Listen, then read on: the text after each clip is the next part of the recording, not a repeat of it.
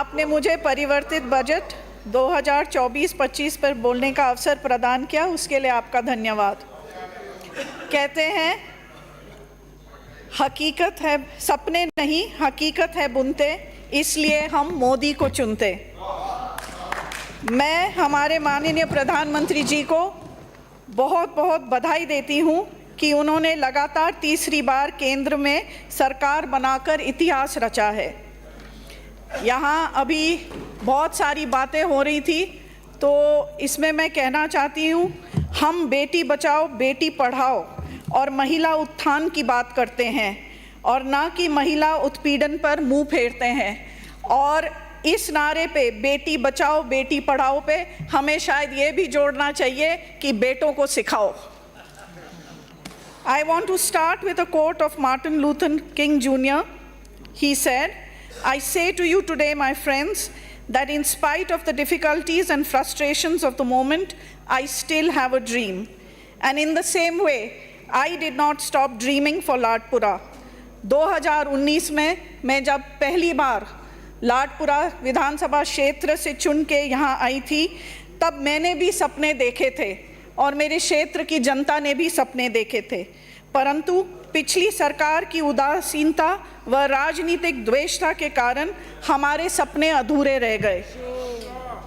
मैं अपनी लाडपुरा की जनता जनार्दन और कार्यकर्ताओं को हृदय से धन्यवाद देती हूं कि उन्होंने लाडपुरा से मुझे दूसरी बार उनका नेतृत्व करने के लिए चुना और भरोसा जताया। I thank the Honorable Chief Minister Shri Bhajan Lal ji and Deputy Chief Minister Diya Kumari ji for fulfilling some of my promises made to the people of Ladpura. हमारी सरकार आते ही आपने 2 बड़ी सौगातें लाडपुरा को दी।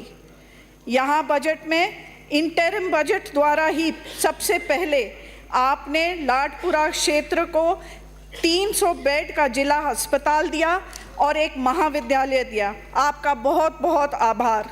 यहाँ मैं कहना चाहती हूँ कि ये दोनों अस्पताल एवं ये महाविद्यालय मेरे क्षेत्र में पहली बार आएंगे। इतने साल से एक भी कॉलेज नहीं था और एक भी हॉस्पिटल नहीं। इसी के साथ चंबल किनारे बसे रंगपुर पंचायत के ग्राम गंगाईचा का अस्तित्व बचाने के लिए आपने इस बजट में 10 करोड़ रुपए सुरक्षा दीवार के लिए स्वीकृत करने के लिए जो कृपा करी, उसके लिए भी आपका आभार। इसके लिए मैं मेरे पत्रकार बंधु को भी धन्यवाद देना चाहती हूँ, जिसने इस मुद्दे की गंभीरता को समझते हुए समय समय पे सरकार का ध्यान आकर्षण कराया। मैं पिछले 5 साल के कोटा के विकास कार्यों पर भी चर्चा करना चाहूँगी। पूर्ववर्ती सरकार ने कोटा के विकास को राजनीतिक रूप देकर पार्टी विशेष के लिए एक ही निर्वाचन क्षेत्र की कार्य योजना बनाई। अध्यक्ष महोदय, मैं आपके माध्यम से सदन को बताना चाहती हूँ कि लाडपुरा विधानसभा क्षेत्र का काफ़ी हिस्सा भी शहरी क्षेत्र में आता है, परंतु इस क्षेत्र की उपेक्षा की गई और जो भी कार्य किए गए वह केवल मात्र एक विधानसभा में किए गए।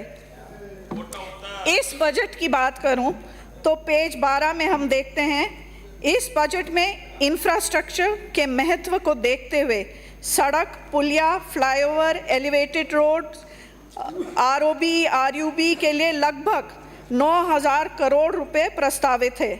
आपने इसमें लाडपुरा के खेड़ा रामपुर में पुलिया के निर्माण के लिए भी 2 करोड़ 20 लाख रुपए दिए।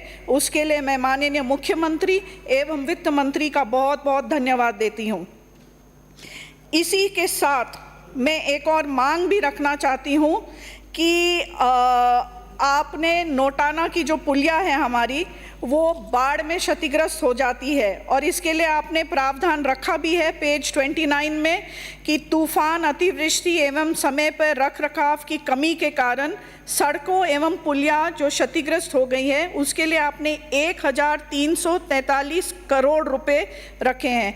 इसमें आपकी मेहरबानी होगी अगर आप नोटाना की पुलिया को भी इसमें जोड़ दें, क्योंकि बाढ़ जब आई थी ये क्षतिग्रस्त हो गई थी और बारिश के समय ये गांव टापू बन जाता है और वहाँ के लोग अपनी कोई मेडिकल इमरजेंसी में भी वो पहुँच नहीं पाते हॉस्पिटल में, तो और वहाँ काफ़ी सारे ऐसे हादसे हो जाते हैं। पेज 12 में ही जो आपने आरओबी की बात करी है, मैं उसमें एक और मांग जोड़ना चाहती हूँ। रोटेदा से सोगरिया पे बने रेलवे फाटक पर एक आरओबी की मांग करती हूँ। ये फाटक जब बंद हो जाता है तो वहाँ लोगों को लगभग 1 या 2 घंटे तक इंतज़ार करना पड़ता है या बहुत लंबा चक्कर काटना पड़ता है। तो अगर आप इसको भी ध्यान में रखेंगे तो आपकी कृपा होगी। अब बात करें तो बिजली पे, माननीय सभापति जी, अंग्रेजी में एक प्रोवर्ब है, as you sow so shall you reap, अर्थात जो बोएंगे वही काटेंगे। मतलब यहाँ हमारे विपक्ष के सदस्य जो शोर मचा रहे हैं बिजली को लेके, बोए पेड़ बबूल का आम कहाँ से होए। इन्होंने इंफ्रास्ट्रक्चर पे कुछ भी खर्च नहीं करा है और उल्टा डिस्कॉम को इतने घाटे में छोड़ के गए हैं, तो वो क्या उम्मीद कर सकते हैं कि बिजली की स्थिति ठीक होगी। हमारी सरकार ने पहली बजट में विभिन्न क्षमता के जीएसएस की स्थापना के लिए 3,500 करोड़ रुपए की स्वीकृति प्रदान की है। इसमें एक 400 केवी, 13 220 केवी, 36 132 केवी और 27 33 केवी के जीएसएस है। इसमें लाडपुरा क्षेत्र के अर्जुनपुरा व नॉर्दर्न बाईपास के जीएसएस भी शामिल है। और जिस ऊर्जा से ये कार्य होंगे, मुझे विश्वास है कि आने वाले एक समय में ये सारी बिजली की समस्या दूर हो जाएंगी और जनता को इस बिजली की समस्या से राहत मिलेगी। It would be amiss of me if I did not mention a special thanks to the Honorable Speaker of Lok Sabha, Mananiya Shri Om Birla ji, regarding the airport. It is with his continued effort and perseverance that the dream of an airport for Kota is finally taking shape. This has been a long, long overdue requirement for Kota, and as soon as our government took over, within a month, मुझे लगता है शायद 20 दिन के अंदर, the money for forest land diversion of 39 crores was deposited and power grid line shifting was also sanctioned. आप page 45 पे point number 2 पे बजट में लिखा है, औद्योगिक नगरी कोटा में ग्रीन फील्ड एयरपोर्ट का काम शुरू किया जाएगा। मुझे लगता है हम सब कोटा वासियों के लिए ये सबसे इम्पोर्टेंट लाइन इस बजट में होगा। इसी के क्रम में I am proud to say that one of the biggest कृषि mandis in Asia, Bhamashah mandi, is located in Ladpura. On page 101, another demand which has been pending since a long time has been cleared and Bhamashah कृषि उपज मंडी के विस्तार के लिए स्वीकृति मिली है. अब आए सिंचाई पे, हम किसान हित की बात करते हैं. विपक्ष के हमारे सदस्य चिल्ला रहे थे कि किसान के लिए क्या है, किसान के लिए कुछ भी नहीं है, परंतु किसानों के उत्पादन बढ़ाने के लिए और उत्पादन में लागत कम करने के लिए सबसे महत्वपूर्ण होता है सिंचाई का पानी. और मैं माननीय मुख्यमंत्री जी और उप मुख्यमंत्री जी को धन्यवाद देती हूं कि उन्होंने 30,000 करोड़ रुपए से ज़्यादा सिंचाई व्यवस्था को बेहतर बनाने के लिए प्रस्तावित किए हैं.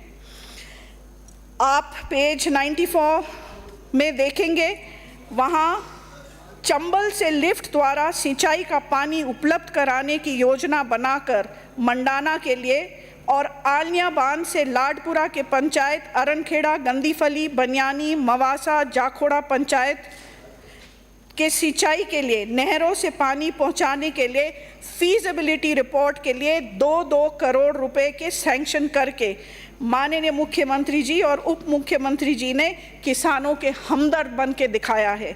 मैं आपको बताना चाहती हूं सभापति महोदय, मंडाना एक डार्क जोन है. वहाँ उनके पास केवल बारिश के पानी पे निर्भर होने के कारण एक ही फसल ले सकते हैं. वहाँ गर्मी के समय पे किसान फसल तो कर नहीं सकता है, पर वहाँ पशु जो बेजुबान है उनकी क्या हालत होती है वो हमने देखा है. इसी के साथ जब आलिया बांध में बारिश की कमी के वजह से पानी कम होता है तो लगभग कोटा के 46 गांव ऐसे हैं जो सिंचाई के पानी से वंचित रह जाते हैं और पानी के लिए त्राही त्राही मचती है। मैं इसी के साथ धन्यवाद देती हूँ, पर मांग भी रखती हूँ कि अभी भी लगभग 10 ऐसे गांव हैं जो सिंचाई के पानी से वंचित हैं, और मेरी मांग है कि आप इनका भी ध्यान रखें और या तो काली सिंध पार्ट 2 या कोई भी दूसरी सिंचाई के पानी में योजना में इनको जोड़ा जाए। जल जीवन मिशन के बारे में क्या बोलूँ, पिछली सरकार के समय इस योजना में कितने घोटाले सामने आए ये सबको पता है।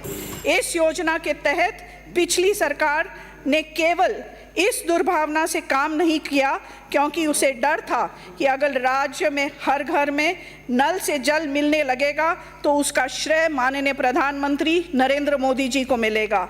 अगर राजनीति नहीं करते तो इस काम को टॉप प्रायोरिटी में रखते। हमारे माननीय सदस्य अभी आंकड़े में पता नहीं क्या कह रहे थे कि दूसरे नंबर पे हैं, पर मैं उनको बताना चाहती हूं कि आज स्थिति ये है कि राज्य सूची में भी हम दूसरे नंबर पे हैं, पर ऊपर से नहीं नीचे से जल जीवन मिशन में हम सेकंड लास्ट आ रहे हैं। ये हम सब के लिए बहुत शर्म की बात है।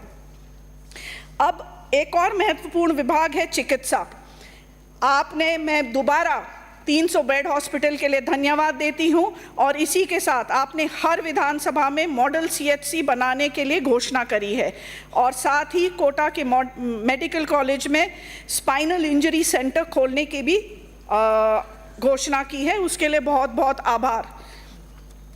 परंतु एक गंभीर समस्या है जिसके बारे में मैं बताना चाहती हूं। वर्तमान में केवल एक CT scan machine MRI machine medical college में है, और इसके वजह से मरीजों में बहुत लंबी वेटिंग होती है कि वो अपनी जांच करा पाए, और ऐसी स्थिति है कि कई मरीज का तो की मृत्यु भी हो जाती है जब तक उनका नंबर आता है। मैं मांग करती हूँ कि MBS हॉस्पिटल में भी एक CT स्कैन MRI मशीन दी जाए। पेयजल में बात करें, जितना महत्वपूर्ण चिकित्सा है उतना ही महत्वपूर्ण शुद्ध पेयजल है। यहाँ हमारे बजट में अमृत 2 योजना के अंतर्गत 183 शहरों कस्बों में पेयजल व्यवस्था में सुधार हेतु लगभग 5,180 करोड़ रुपए के कार्य 2 वर्ष में किए जाएंगे। इसके अलावा 32 शहरी जल स्रोत जीर्णोद्धार के कार्य 127 करोड़ रुपए में की लागत से प्रस्तावित है। इससे लाडपुरा के शहरी क्षेत्र के छावनी की पुरानी पाइपलाइन बदलने के कार्य एवं समस्त वार्डों में पानी की पाइपलाइन बिछाने का कार्य किया जाएगा। अंत में मैं कहना चाहती हूँ कि विपक्ष वाले इस बजट से क्यों इतना परेशान हैं? क्या इसलिए क्योंकि उन्होंने सोचा नहीं था कि हमारे माननीय मुख्यमंत्री श्री भजनलाल शर्मा जी और उप मुख्यमंत्री दिया कुमारी जी इतना गजब का बजट पेश करेंगे? शायद उन्होंने इनको अंडर एस्टिमेट करा है।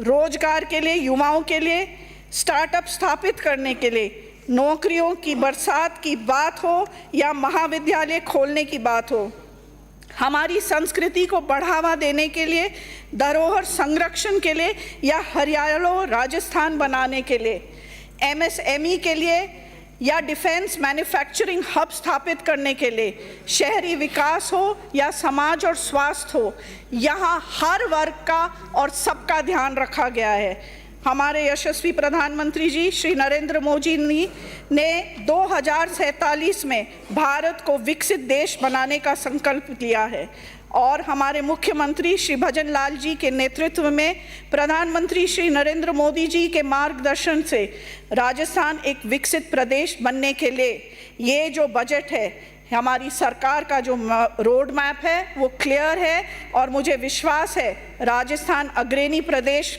की श्रेणी में जल्द आएगा। आपने मुझे बोलने का समय दिया, उसके लिए धन्यवाद। जय हिंद।